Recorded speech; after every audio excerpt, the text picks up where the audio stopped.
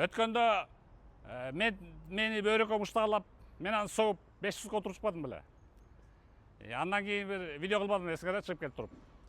Кыргызстанда мыйзамсыздык күч алып кетиптир, жашоо невозможно болуп калыптыр. Чет өлкөгө кетем го деп өлкөгө десем, ошол замат дүйнөлүк кыргыздар мага жазышты WhatsApp'тан, чалышты кел бизге деп. Мисалы Польшадан Жолдош, Италиядан Бакыт, АКШдан Урмат, Бельгиядан Замирбек. Муну өзүңөр да калптай албайсыңар. WhatsApp'та переговоруңар турат.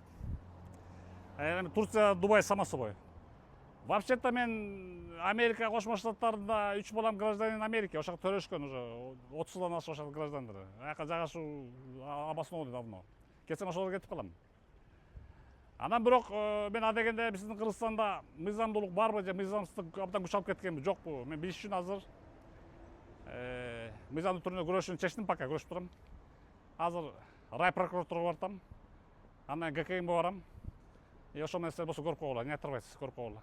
А пока мен демократиялык өлкөлөргө барардан мурда өзүбүздүн Кыргызстанда демократия бар же жок экенин аныгын билиш үчүн мыйзамдуулукту коргоочу орган Свердлов рай прокуратурасына келдим, Арсасканы, Тилек Илебаев түзгөн Арсасканы келдим мына.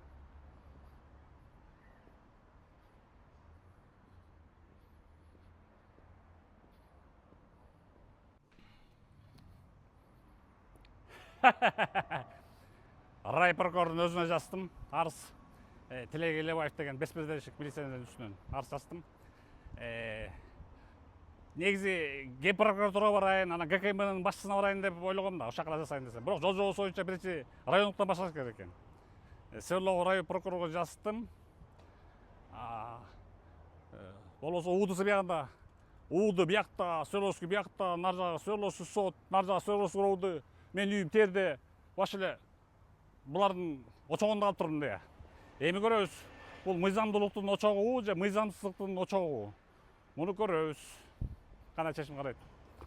Ошо эме кабыл алышты, зарегистрировали. Внутренняя служба МВД текшерет экен. Текшерип жообун берет. Бирок мен муну боюнча калтырбайм. Мен азыр баратам ГКМга жазам. Буларды мындай ошондой жазалаш керек. Булар менен эмне мушташмак белең. Мушташсаң өзүң кабылып кетесиң. Аслында сөгөм деп мына 500 отуруп чыктым.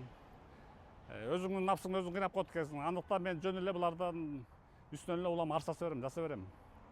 Анан пока ошол демократия бар экенин мен өз үстөнөн мына ушул примерди текшерем. Анткени ал сабады мен өткөндө бөйрөккө муштаалап, артка муштаалап сабады. А мен жазалашым керек, боюнча калтырбайм мен.